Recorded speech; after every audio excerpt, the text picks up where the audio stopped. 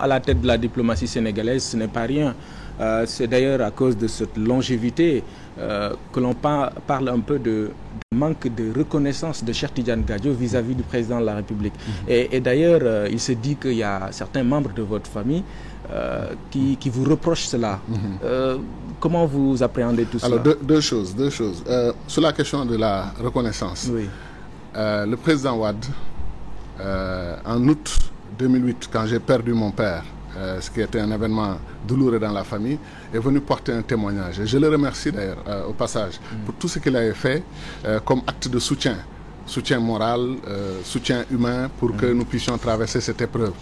Le président a dit aux Sénégalais, écoutez-moi bien, le travail que je fais avec Gadio, vous ne pouvez pas le comprendre.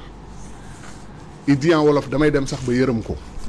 Pourquoi? Parce qu'il est dévoué à 100% à son peuple et au travail et à la mission que je lui ai confiée. Vous savez qu'est-ce que cela veut dire? Que la reconnaissance que j'ai eue pour le président Wade, c'est qu'il m'ait responsabilisé à un niveau, à un département de souveraineté comme les affaires étrangères, et pendant 9 ans et demi, lui-même, qu'il dise que ça a été un ministre sans faute. Ça a été un ministre dévoué à la cause de son pays. Ça a été un ministre félicité par d'autres chefs d'État africains qui ont appelé le président Wade pour lui dire que votre ministre ne travaille pas que pour le Sénégal. C'est un ministre qui travaille pour toute l'Afrique. Cette fierté que j'ai procurée au président Wade, les résultats que nous avons eus ensemble à Bouaké, en Côte d'Ivoire, à Madagascar, que nous avons eu en Mauritanie, que nous avons eu dans la bataille pour le siège africain de membre permanent de l'Afrique aux Nations Unies. L'ensemble du bilan que nous avons eu ensemble, le président Wade et moi, lui qui décide les politiques et moi qui les mets en musique et en œuvre à sa satisfaction. C'est ça la reconnaissance. Il n'y a pas une autre forme de reconnaissance. Alors, est-ce qu'on me demandait, parce que j'ai eu ce parcours, cette relation avec le président Wade, quand maintenant il déroule un projet dynastique, je dois me taire au nom de la gratitude et de la reconnaissance. Maintenant, parlant de ma famille, vous savez, il y a un individu que vous connaissez très bien et que je ne nommerai jamais parce que je ne boxe pas dans cette catégorie, qui prend des citoyens des militants du PDS authentiques, qui militaient au Gabon, qui militaient au Togo. Il va les présenter au président Wade comme des amis de Gadio ou des parents de Gadio qui l'ont critiqué et qui ont rejoint le PDS. Vous pensez que c'est sérieux?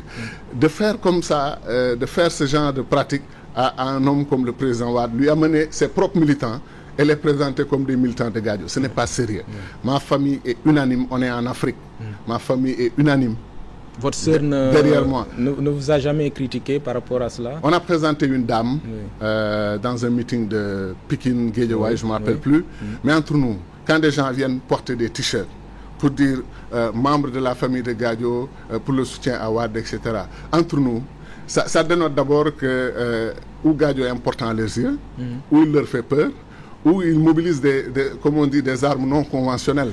Allez voir une de mes cousines ou une de mes sœurs pour lui dire, écoute, tu es militant du PDS, viens t'afficher dans un meeting, on va dénoncer ton frère ensemble.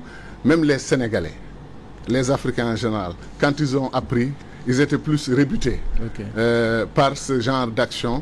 Et honnêtement, je demande à ces individus de se calmer. Nous menons, nous, un combat politique. Nous ne menons pas un combat personnel. L'estime et l'affection et l'amitié que j'ai eue pour le président Wade, rien ne peut le changer. Mais mon désaccord est profond sur la façon dont la question de la succession est gérée actuellement et le processus qui veut mener à la mise en orbite d'un citoyen sénégalais pour qui on veut forcer le destin et créer une situation, comme je l'ai dit, qui peut mener à l'ivoirité en Côte d'Ivoire.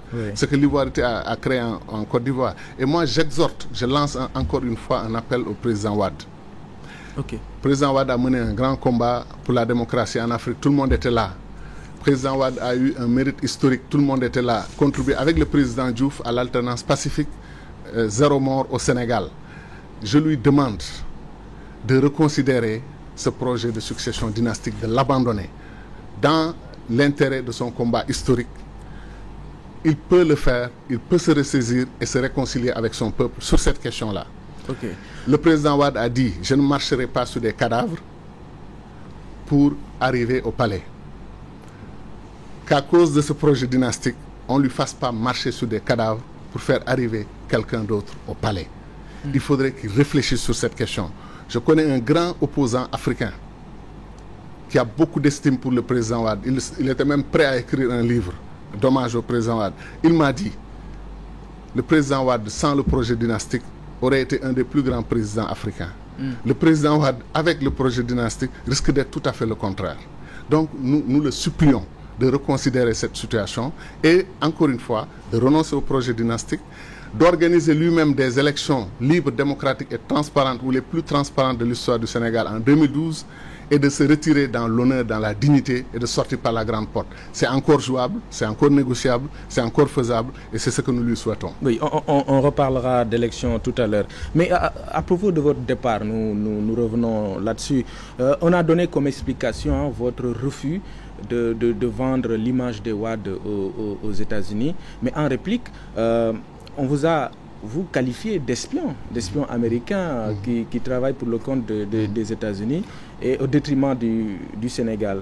Ça aussi, vous avez certainement l'information. Je suis sûr qu'en tant que citoyen sénégalais, oui, vous avez été profondément indigné, oui, d'apprendre que pendant 9 ans et demi, c'est un Américain qui travaille pour la CIA, qui a dirigé la diplomatie de votre pays, et que tous les succès engrangés par le Sénégal étaient en fait des succès de la CIA. Le président Wade lui-même a dû être horrifié par cette sortie d'un de ses proches. Ce que j'ai regretté, ce que j'ai trouvé triste, c'est qu'il ne l'ait pas dénoncé lui-même.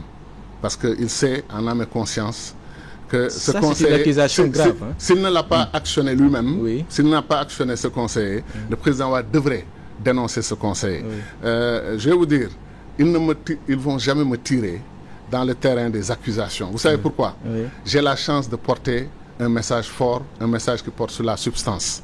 Et parce que je porte un message, parce que j'ai un message qui porte sur la substance, ce que nous voulons faire de ce pays, l'avenir que nous voulons construire, et pour le Sénégal, et pour les États-Unis d'Afrique, n'est-ce pas? Je ne me rabaisserai jamais à répondre même à certaines accusations. C'est les jeunes de mon mouvement, Louis Jotna, qui ont pris la parole pour riposter. Et ils ont dit ce qu'ils pensaient. Et ils ont dit qu'ils étaient désormais en position de combat et qu'ils ne se laisseront plus faire. Et ça, c'est un avertissement solennel et j'espère que certains individus l'ont bien compris. Mais pour revenir à votre question, je pense que ce n'était pas du tout sérieux. Je pense que c'est indigne. C'est un débat de caniveau. Cheikh Tidiane Gadio a toujours été connu et respecté par les Sénégalais pour sa politesse, pour son calme. Et personne n'arrivera, et son patriotisme, son engagement, personne n'arrivera à me faire déroger à ces principes. Mon père et ma mère ont mis ces valeurs cardinales en moi. Je vais mourir avec ces valeurs, Inch'Allah. Voilà. Je rappelle, mesdames, messieurs, que nous sommes avec le docteur Cheikh Tidiane Gadio, ancien ministre d'État, ministre des Affaires étrangères et leader du mouvement politique citoyen Louis Jotna. Alors, on revient à la situation de l'énergie. Vous avez vécu cette crise au sein du gouvernement parce qu'elle ne date pas d'aujourd'hui, c'est depuis 2000. Comment comprenez-vous ces difficultés qu'on a à résoudre le problème en dépit des centaines de milliards qui sont injectés dans le secteur? Moi,